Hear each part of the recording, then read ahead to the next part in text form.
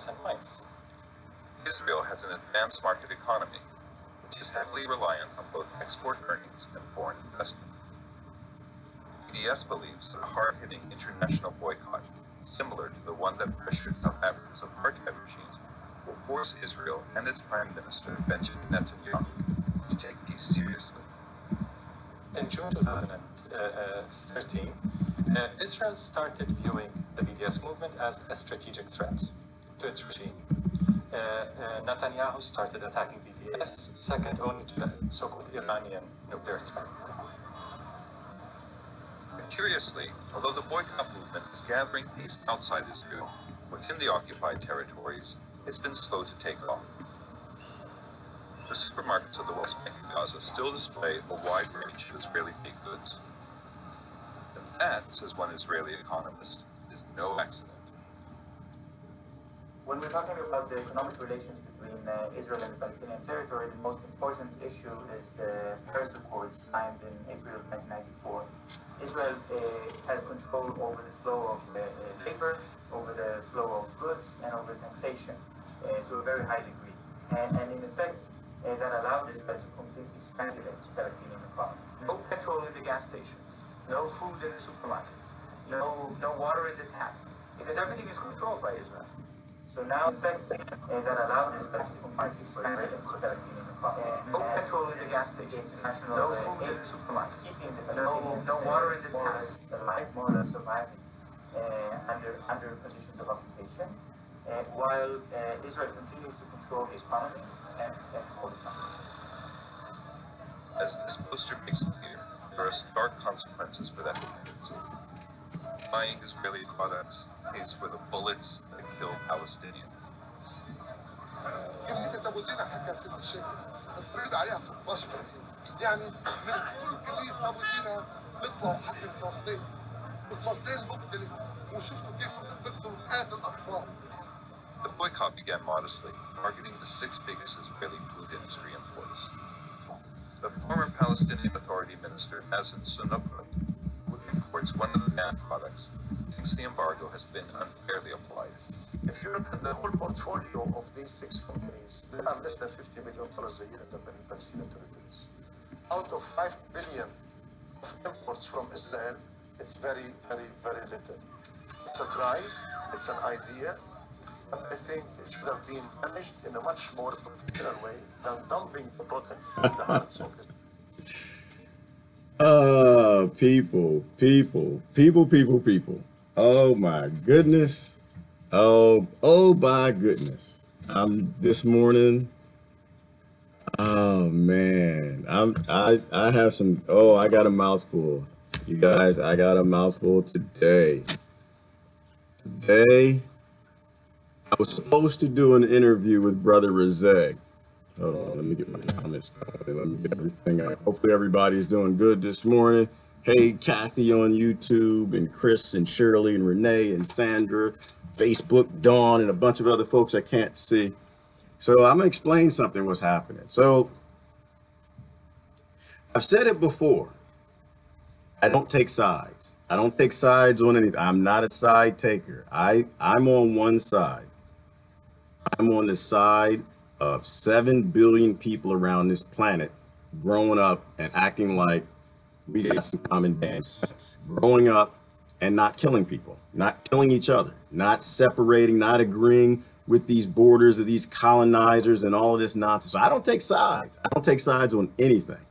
I do my best to listen to the information and make an informed decision on don't kill that person. Don't kill that person's children. Don't murder that child. Don't put those kids in prison. That's my stance on everything. I'm a little annoyed this morning. I'm a little annoyed. I know I was annoyed yesterday. I know, but y'all, you don't seem to get how this works. So I supposed to interview Brother Rezeg this morning, and he can't get online. He's in Gaza, right? I like to know what's happening on the ground. I want to know all sides. I've been doing my Israel history and how did we get here, and who had what sides and who did what. What the hell did Britain promise? Dummies, colonizers. Everything always comes back to these damn colonizers, man. It's insane. So But Rizeg made it obvious, and he said, listen, half the time, brother, they shut off our power. So, you know, we may be able to do the interview, we may not be able to. And looks like magically this morning, I haven't seen him around, so I don't think he's here. So I think they shut off his power. Mostly because I guess it's funny. I guess it brings about a sense of pain. If you can't get on the internet, if you can't talk to your family, if you can't get enough water in Gaza, you can't get food, you can't get these things, it just makes people miserable. And you hope that they'll leave, I guess, is what's happening. So this is where I'm going with this.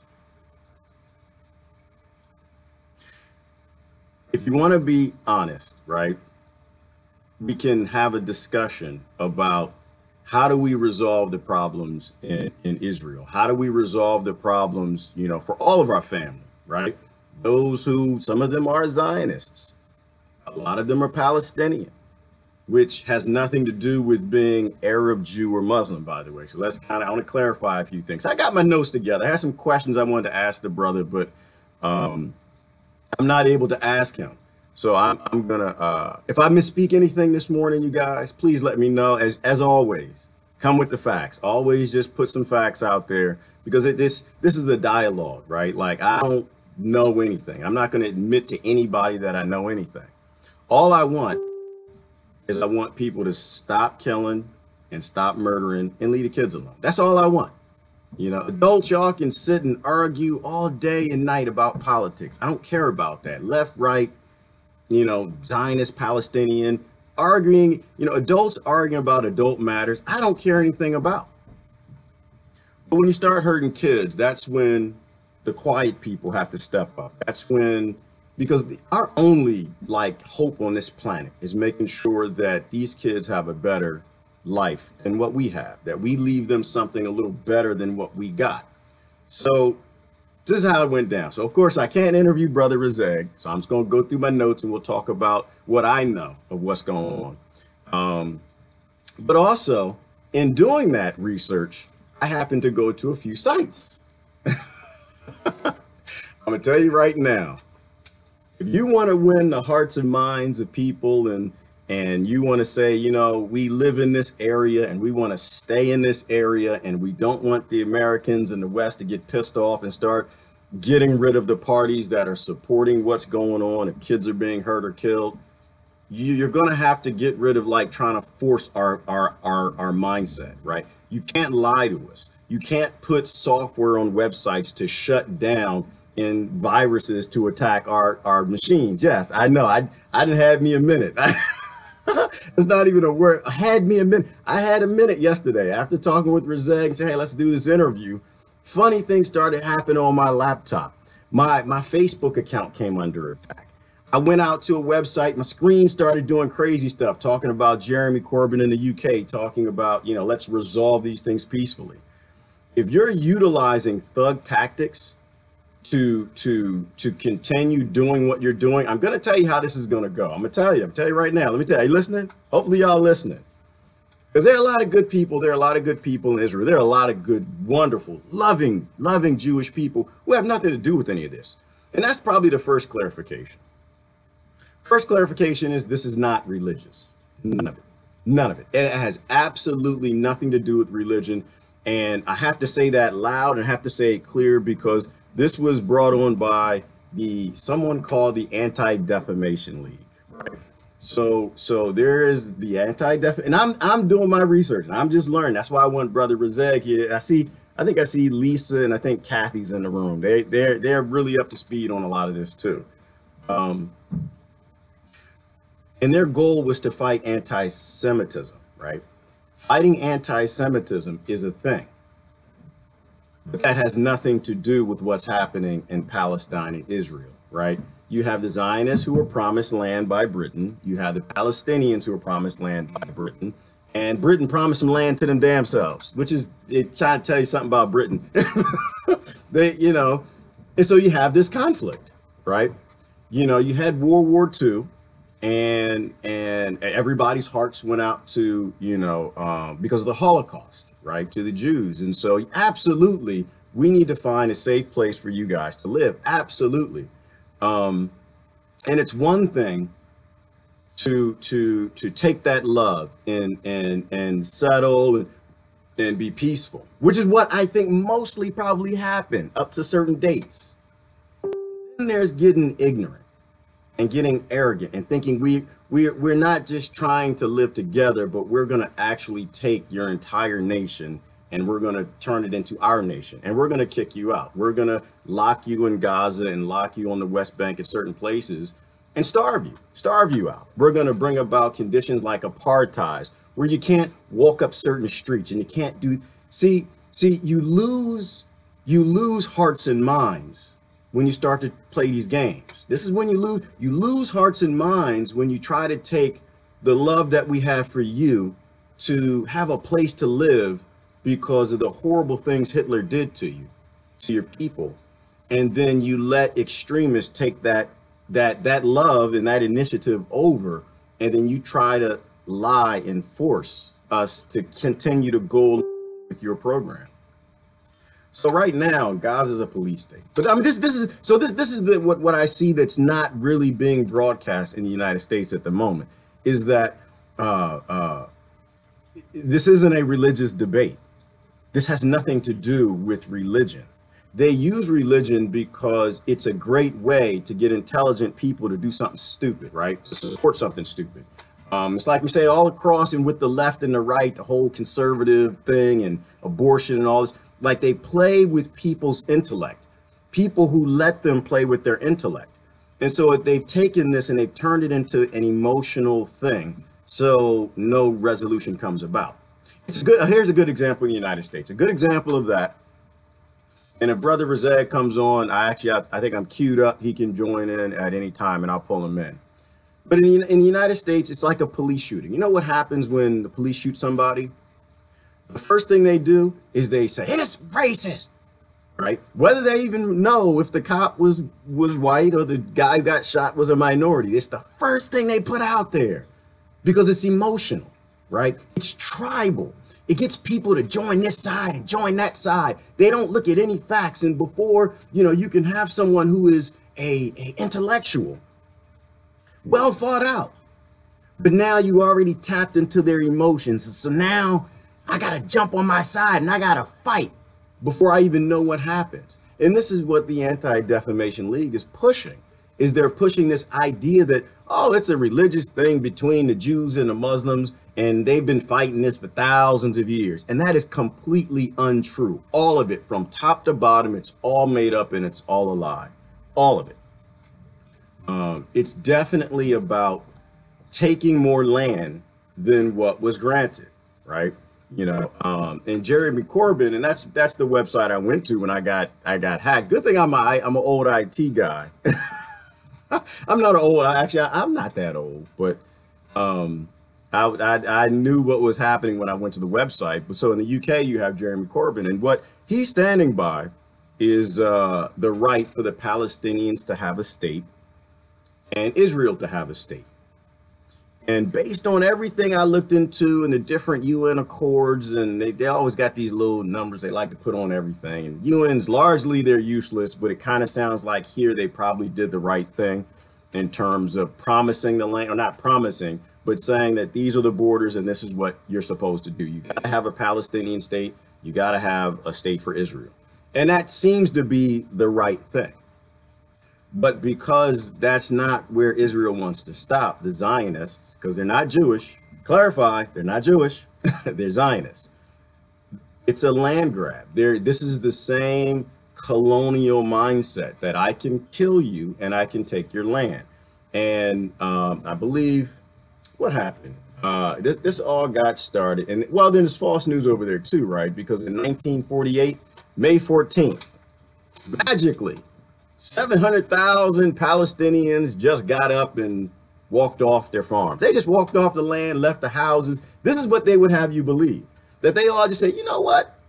We don't want to live here anymore. And they just all stood up and they just walked to other countries. Does that make any sense to anybody?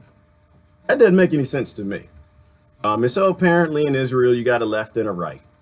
And the same ignorant division in the United States, right? If you can get people divided up, the government can take anything they want. So they got the people divided up, fight. And I think for the most part, the left believed in the Palestinian state and the Israel state, but largely the right has control now. And so the goal is to kind of push through and take everything. But they were pushing this narrative that these people got up and left their land, that they didn't use terrorism. So here's an understanding. So in 1948, on May 14th, the majority of people who got up and left their land willy-nilly were farmers. Do y'all know any farmers? Does anybody know any farmers? I know a lot of farmers. I know a lot of farmers in the United States. Oh my Lord. let me check my friends list. Let me see who's in the room. Make sure none of them in here. I have farmer friends. They won't leave their land for nothing. They won't do. All right, so we can go back to what's the brother's name who was grazing the cattle and the FBI murdered him? Goodness gracious, what is his name? He was a cattle grazer.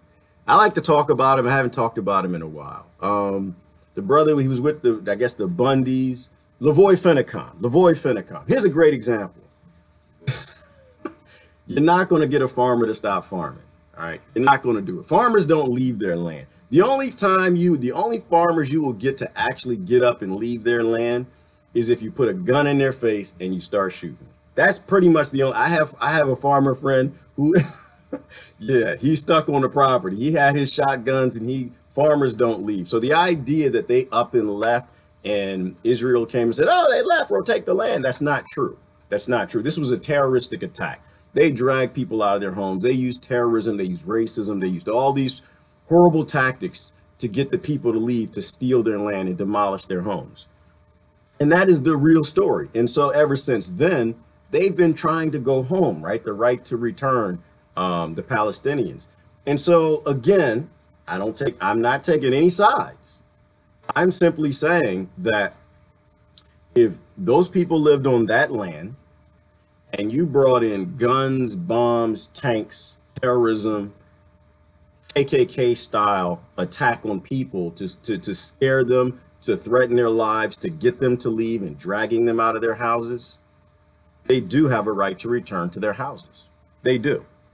Now, the debate against that best that I could check was that they're saying, well, we don't get along. We don't, you guys can't come back because there's going to be a lot of violence and fights and we just don't get along.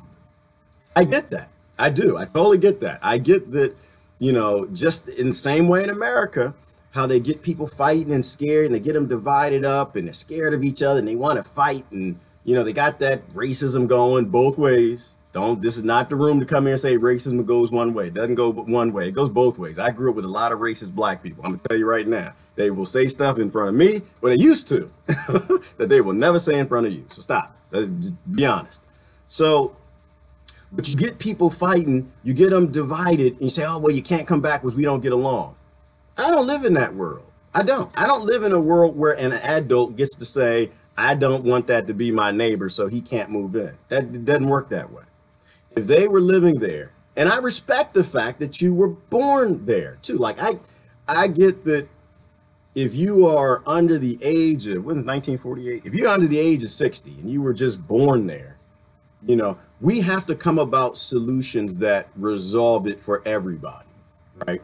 So peace is not like a question. It's not an option. If you're an adult, you're gonna be peaceful. And if you don't be peaceful, then you go to jail, right? When you do non-peaceful, when you do violent things, we put you away. And so it's kind of where I stand on that. And it seems to me, someone tell me if I'm wrong, if I missed some of the information, but we have to get behind and support the right to return of the Palestinians to their homes, to their lands, to their farms. You can't come in and take over the farm and drag them out and then not let them come home. And so the difficult question, right? Because people say, oh, well, it's not that easy. To me, everything's easy. I don't know. You know what? When one of these topics becomes difficult, somebody's going to have to give me some facts to try to tell me why that's difficult. So if Granddaddy took the land, threw the Palestinians off, and gave the land to his son had nothing to do with that. Granddaddy was a psychopath, murderer, colonist But his son had nothing to do with that. So they're on the land right now. They're growing on the land. They're cultivating 50 acres in Israel. And the Palestinians want to come back. So first of all, I don't believe in greed. I don't believe in money. I don't believe in you hoarding and you taking any more from anybody else than what you and your family can utilize anyway. So if you've got that 40 acres and that Palestinian who owned that land, he's now dead, long gone, perhaps, and his son is there. But that Palestinian who worked that 40 acres did that for his babies, right? He did that for the future. He did that, if I were the guy in Israel and that were my 40 acres or I was living on that at the time, I would be okay with. I would understand what it would be. I would try to understand what it would feel like to be in the Palestinians' family shoes who lived here where my psychopath father or grandfather threw them off. And I would say, you know what? How about we divide the land up? I'm here and yes, I'm not supposed to be here, but I was still born here and we can get along, right? If we can act like adults, if we can just be peaceful, we don't even have to see each other. If y'all really got that much pride, if you're that much of a racist, y'all don't want to see hey, draw the line. You got 20 acres over here, 20 acres over here. It's a big plot of land. Let them come into 20 acres. Why? 20 acres is a lot more than what they have now. It's a lot better than the disaster that we're living, which is Gaza, which is basically it's an open air prison. That's what it is. It is an open air prison. We can call it whatever. It's probably an open air concentration camp. So I don't see any hard decisions and I don't see any difficult, in terms of police state. Oh my gosh. Do you really think some violence is going to happen in Israel? Have you seen the IDF? Have you? Them dudes are shooting children, which is, by the way, another problem. So, you've got all the Jeeps and the guns and the uniforms. You got all that stuff to have a police state to make sure everybody's peaceful when the people come back. But you got to get rid of those police. You got to go. Unfortunately, when a grown man takes a gun and points it at a child or a grown woman, that person's a psychopath. That person has the warrior gene activated. That person shouldn't have Play-Doh in the shape of a gun, let alone an actual real gun. You can point a gun at a child. You don't get to hold a gun. This is the only time I'm going to disagree with my brothers with gun rights. I don't agree when it comes to pointing guns at children. If you point a gun at a child, I think we might have to have a discussion about you losing some rights. I know I posted the other day that I stand by my neighbor's rights, and I do, but I stand by my peaceful neighbor's rights. If you shot a gun at a child, rubber bullet or real bullet, you do not get to have a gun in this world. You don't fit. You're a psychopath. Something's wrong with you. We got to get you fixed before we can give you a gun back. So they got to go, but you got to bring in, so here's the interesting thing. We've done this before, right? This has been done all over the world. We act like it's a hard thing. Oh, it's a religious fight. It's not a religious fight. It's not a hard thing. We've reintegrated people before all over. We've done it in America, right? So we know we can do this, but you got to get people then in the police force, because unfortunately you're going to need police officers for this to work.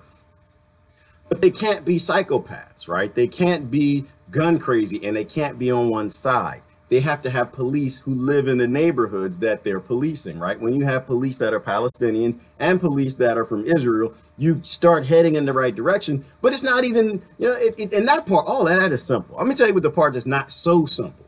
That's not, well, actually it is simple. I take it back. It's simple. It's all simple. I was talking to Brother Rezeg on his feed the other day. And by the way, if y'all don't subscribe to Rezeg, REZEG, please follow him. Please subscribe to him. It's important that we know the truth. In the West, we never get the truth. We always get a one-side skew to the story. And so we can't come about a good moderate solution to resolve the problem so we can go look at another problem, right? Like, you know why kids right now are being starved in Yemen? Why is the biggest famine in the history of all of our lives right now occurring? And it's a false famine. It's an artificial famine. It's a famine that's funded by the American and the UK government, by Saudi Arabia and bin Laden, somebody in Saudi Arabia, the prince that's starving everybody. It's because we can't focus on it.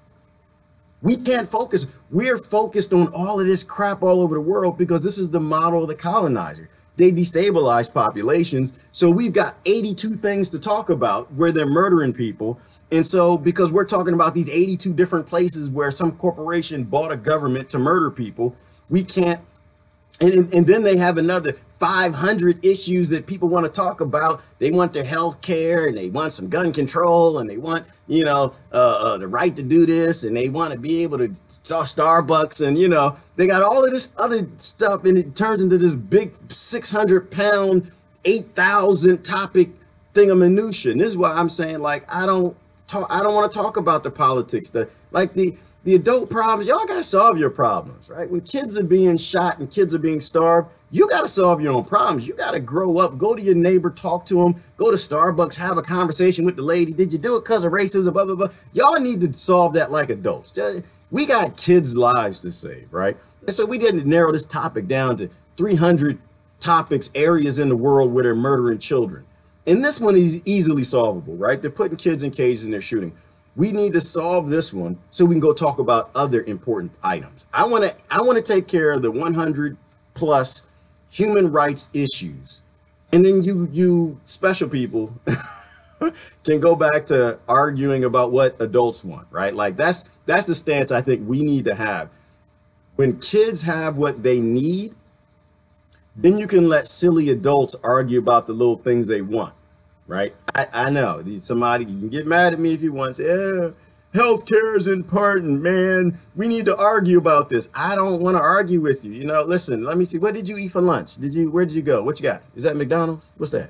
Huh? What you eat? Is that ice cream? What you eat? Is it, you drink coffee this morning? Is there sugar in it?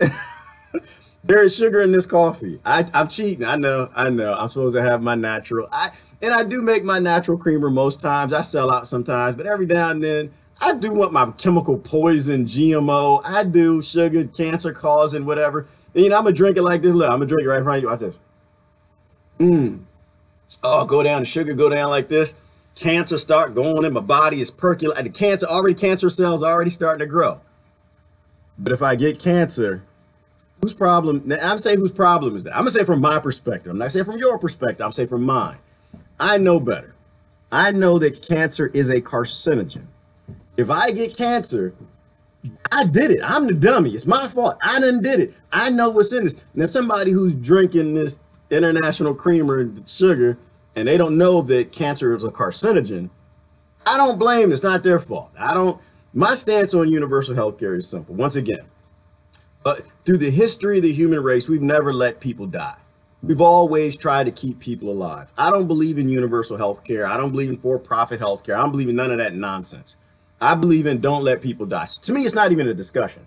But what I'm saying is if I'm eating McDonald's at lunch, I'm eating processed foods, I'm doing my grocery shopping at the dollar store, and I'm drinking sugar-filled coffee, while I need to solve my own adult problems, I need to make a smoothie for breakfast. I need to use some natural creamer. I need to not shop at the dollar store, go to the holistic food and buy organic, right? Like health. All right. So anyway, I don't want to talk about that. My point is that we have real issues for the adults in this world to solve, and they're not related to politics. They're human rights related. And so I don't really see, unless somebody's got some points, I'm gonna go down and look at the comments. I don't see any discussions that actually make any sense in why there's any conflict in Israel. The only thing that actually made sense to me, though, which is kind of creepy, scary, and made sense, I think Lisa and I think maybe Kathy was over there too. We were talking. I think Sister Shelley was over there. We were talking, Rizeg was on the live feed, and we were asking him questions. And I was asking him about the division. I saw a news report. They were talking about how one of the things, the narratives they come up with. I'm sorry, I just got discombobulated. Kathy, you in 2 rooms? Girl, you ain't supposed to be in 2. Sister Kathy over there on YouTube and she over there on Facebook. You special. I love you. I'm sorry. They're discombobulating me. It's the same Kathy, I believe. Was the division, the sellout.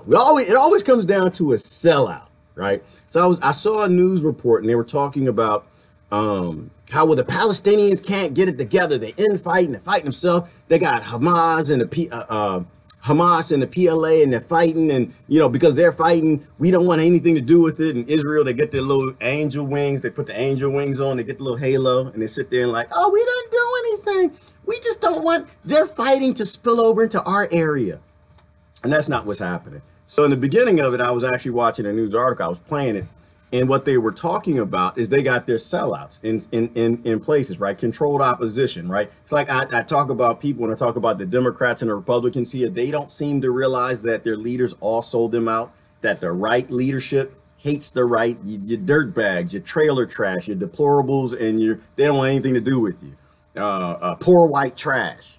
And the leaders of the left, they don't give a damn about you. They wrote the crime bill. They throw you in prisons. That's why black lives don't ever matter. If you look at history and law, they don't like you. They're making a lot of money from Wall Street, and they will murder all your kids. They don't give a damn, the leadership. But the Democrats and the Republicans, the actual people, they're just misinformed and they're misled because they don't read law. When you read law, you'll realize all these laws are being written against you. Okay, so that's the same thing that's happening in Gaza, right? They put, and this is what I was talking to Brother Razak about, they put sellouts in control over them. And because the sellouts are writing the laws and they're bringing about division, they're keeping Gaza this way, right? So this is how we talk about, we talk about slavery and say, oh, it was the white man came, put the black man in chains. That's not what happened. The life expectancy of a person with white skin in Africa going back into the 14th century, it was not long at all. They had some spears, there's a whole lot of them, they strong. You ever see Shaka Zulu? Got muscles everywhere. They didn't live long. They got some sellouts. They got the sellout kings over there and the Arabs who are running the African slave trade to go get the slaves for them. They work together. This is why you can't ever side with anybody because they're your religion, your race, or any other indoctrinated thing. People will sell you out when you're not looking, and that's what's happening. And so in the leadership in those groups, I don't know exactly who, because I'm just being informed about this, is that they put the sellouts in there. And they talk about how it's all about money, right? You're in Palestine, you're poor, you're not doing good, and you're convinced that it's a good idea to sell out your people. You got a little popularity, and they say, okay, well, this is what we're going to do. We're going to funnel all the water that goes into Gaza through your department. We're going to funnel all the bread that comes into Gaza through you. And so you have a right to sell, nobody else does. And for that, you will become a millionaire. Your family will do very well. You'll live high on the hog. You'll basically be a ruler. And the payment for that is you got to sell out your people and you got to keep them fighting. You can't agree with the other side. You got to keep it destabilized. And I know you sit here and say, you know what? Nobody would ever sell out that bad. That's just horrible monsters. There are psychopaths in all groups, and they will sell you out. It's just a matter of finding the right one. Look at Africa. And this is what I was talking to Razak about. Look all over Africa. It's exactly what happens. I tell my brothers and sisters in Africa all the time, your government is not your government. Your government works for the United States of a corporation of the world, whoever runs all of this nonsense. And same thing in South America. Your government's not your government. There probably a few. There probably a few that aren't influenced, but you always have a sellout that's getting paid to run everything, right?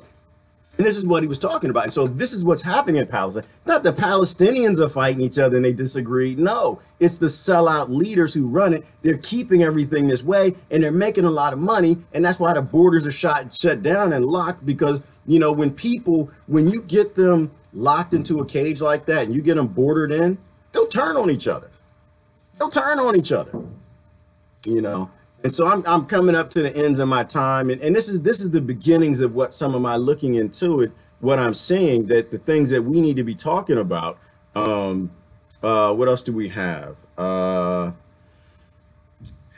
the current state of things in the law internationally is they have the right to return. They're just being stopped from returning, right? And you mentioned the other day, somebody said, I say somebody, I want to say his name. You put people on blast, and it's just like, but I have one of my super Trump farts rainbow guys, and he's just like, yeah, but Obama tried to, before he left office, he gave $200 million to the Palestinians, causing a lot of these problems, the terrorists. First of all, let's go back to history. 1948, May 14th. It's the terrorists who dragged the women and children out of the house and took the farmers by gun. That was the terrorism act. Everything after that has been, I want my land back. So that's the terrorism. Number one. Number two, yes, Obama did that. He gave $200 million. But every day he was in office, they gave, was $11 million a day to Israel. So let's just process that for a minute. They play these games and they'll push that news out to get someone who doesn't know the history, and they're not looking at all angles, and they'll get upset. They'll share the thing, and oh my God, Obama was fighting for the Palestinians. No, he was not. The Obama administration was run by the banks like the Trump administration run by the banks. He wasn't fighting for anybody. He was doing what he was paid to do, right? Again. And I'm not going, I'd stop short of saying, well, all right, I'm not gonna be hard on Obama. I'm not gonna do. I'm gonna leave OB alone. I'm not saying anything. I'm just simply that whether you are a sellout or you're bribed into fitting that, whether it's Bernie, Trump, whatever, sellout from a human rights perspective, that's the only sellout I really like to talk. If you're selling people out and you're making money on them living in an open air prison like Gaza, you are the bad guy. You know, if your government's funding it, both parties, left, right, West, UK, everybody, you're working with the bad people, right? You are the ones who are supporting getting these kids thrown into cages. I mean, look at the story of the Tamimi family, you know, because I think she's still in prison.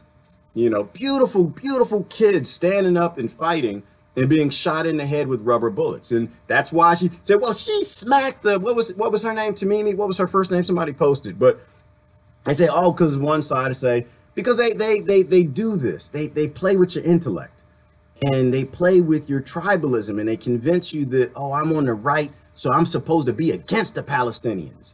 And that's not what's supposed to happen. You're supposed to say, or I'm on the left, I'm supposed to be for the Palestinians. That's a position of ignorance. You are so, and that's the position of a child and a moron. You're supposed to say, I'm an adult. I have no idea who I'm for because I don't even know what happened yet. Let me first find out what happened. Here's an example. It's like, you know, we all have friends in marriages, have problems, whatever, and they're getting a divorce. You know, do you jump out and say, okay, well, I'm on his side because I've known him longer? No.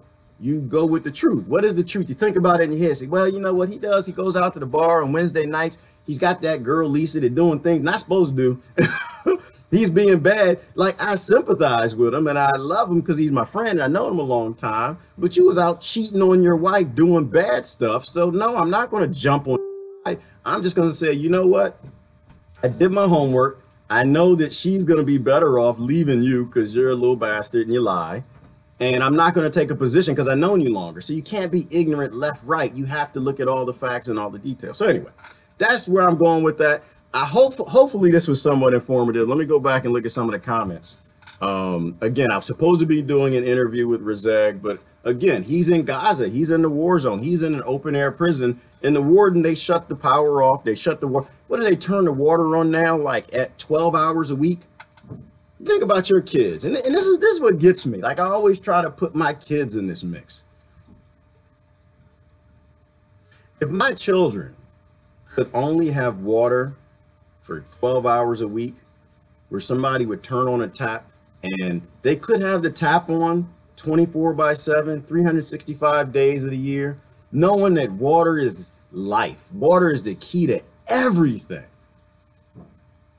And you turn their water off, so 12 hours a week, they have to act like the, beggars and get the water for 12 hours and then you shut it off because you're an adult psychopath and you want to treat children this way. This is why I told Brother Rezeg, I said, man, your kids, all of your children, are significantly stronger than every man and woman I know in the United States. All of them. All of them. Because most of us wouldn't tolerate that, would we? Most of us wouldn't peacefully go out there for a right to return march, protest, and peacefully sit there and let people shoot at you. Always put yourself in those shoes. And so this is why I told him, I said, man, I got so much love for you guys that you're actually staying peaceful. If they did just 2% in America, to Americans who have children, to the parents and they got kids in the house, if they just did 2%, we wouldn't be peaceful. We wouldn't be peaceful.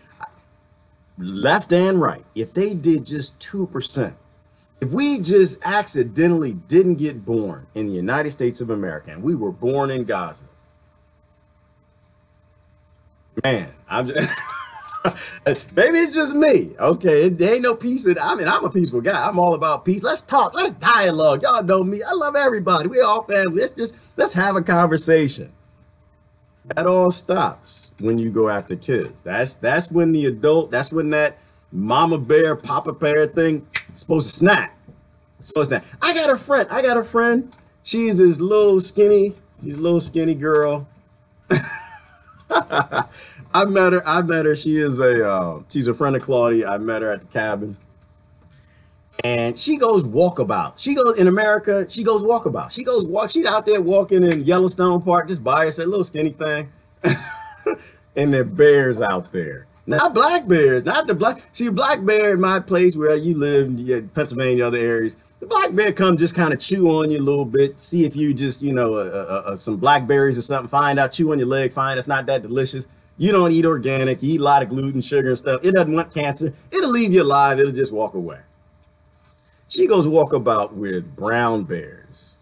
And she said she was walking. I said, did you ever encounter any bears? Because I'm a man, I'm 6 feet tall, kind of muscular, kind of take care of myself, But I don't do bears, man. I don't do bears at all. And she was just like, yeah, I seen some bears. And I was just like, man, thug life. This girl ain't no joke. Tell me about this. I got to hear about these bears because I'm scared to death. Shoot, you get a Rottweiler, I'm going to climb on a tree and jump on a car. That's what we did when we were kids. And she was telling me the story. She said, yeah, I was walking on the path one day. She said, she'd go walk about for months. And she was walking down the path and she was locked between the mama bear and the cubs. And the mama bear started charging her. Mind you, she told me the story, so she lived, the bear didn't eat her. But see, when somebody comes between you and your kids, when they're shutting your water off, they're shutting the power off, they're, doing it, homework is hard enough, right? How in the hell you got kids doing homework by candlelight? It's indoctrination, it's horrible. Schools are just tyranny. Hard enough. But now my kids got to sit by candlelight. They can't get a glass of water. There's barely any food. You're not going to get a peaceful response out of most Americans for that. So put yourself in those kids' shoes. Put yourself in those parents' shoes. And this is why. And why are they doing it peaceful, though? Why are they having the right to return peaceful protest? Because they want the world to wake up. They want the world. This is their way of just putting away all of that strength and arrogance and West privilege that we all have to be angry and non-peaceful when we want to be. And they're putting all that away. They're putting all that love in a box for their kids and saying, you know what, that's not going to solve anything, because they want me to be violent. They want the Palestinians to be violent. And if they're violent, they can say, see, this is what we told you about. This is why we're putting their kids in cages and we're shooting toddlers and we're dragging kids off to prison as young as 12. It was like 300 per year or 700 per year, they're saying. They drag and put these little children on military trials at 12 years old and put them in cages. See, they're violent people and they understand that. And they're doing this thing as peaceful as long as they can because they need us to pay attention. They need us to wake up. They need us to speak up. So I'm going to ask you to do this. I ran out of time. I wanted to look at comments. I can't do it. I'm going to ask you to do this, people. This is another human rights topic. I'm going to ask you to not look at what side your indoctrination tells you're supposed to be on. And I'm going to ask you to do your own research and look into what's happening in Gaza. Form your own opinions. Watch the videos. Look at the t-shirts. The 2 for price of 1 t-shirt. And I was going to ask Brother Rezeg about that this morning because I want to know if it's true, right? The 2 for the price of 1. If you shoot a pregnant woman, a pregnant Palestinian woman, you actually get 2. Like it's a game, it's a video game. They actually have the videos of grown men in the IDF with high-powered sniper rifles. There are 100 of them around the protest, shooting and laughing when they're shooting and they're hitting these people and they're hitting the kids. They killed the journalist. right? This is not a left-right debate. This is not a Jew, Christian, Muslim debate. This is a, are you a human being or are you a monster debate? That's what it comes down to. Do you support, are you smart enough? Are you intellectual enough? Do you have enough empathy to take yourself and put yourself in those people's shoes because you lucked the hell up and you were born in a Western country or somewhere else? Do you have enough love in your heart to imagine, what if your kids weren't actually born here? What if they were actually sent and they were born over there? You know, you have to have that kind of empathy. So I'm gonna ask you guys, we control what goes viral. We control what people talk about. We control what the media talks about because we don't have a media anymore. We have a state-sponsored propaganda machine. The media is owned by the corporations, and that's why they don't talk, they rarely talk honestly about what happens in Gaza. They keep Americans ignorant, and they keep people in the West ignorant so they can fight on the side they need them to fight on so nothing changes. It is a land grab. It's a home invasion. But there are a lot of people in Israel who don't want this. There are a lot of people who are not corrupt. They're not Zionists, and they want peace, right? That's what we need. We need peace. When we have peace, then adults can argue about the tiddlywink problems till they're blue in the face, the political stuff. But this isn't political. You know, we need our brothers and sisters in Palestine to be able to go back to their homes. We need a sane government in Israel to let them back to their homes. We need to act like human beings when it comes to this. And we need to make the things like this go viral. So I appreciate you guys sharing. I'm going to try to bring Brother Rezeg on another day. Message to, you know, you little hackers and the people who want to play these games. Every time we go to try to find information and we make it obvious that you're trying to do shock and awe because you don't want us to talk about these topics from a common sense, logical perspective, but you just want to be right. All you're doing is you're cueing us into what we need to talk about more. You win with intellectual debate. You win with empirical evidence. You win with facts. But every time you attack Facebook profiles and do all of this stuff, all you're telling us is you're a psychopath. And we're going to come after you more. We're going to talk about you more. And we're going to find out more information because it's obvious you're oppressing somebody. So anyway, I appreciate you guys. I'm sorry I couldn't do a bunch of comments today. I ran out of time. I got messed up. I started late because I couldn't get Brother Rezeg on because they probably shut his power off.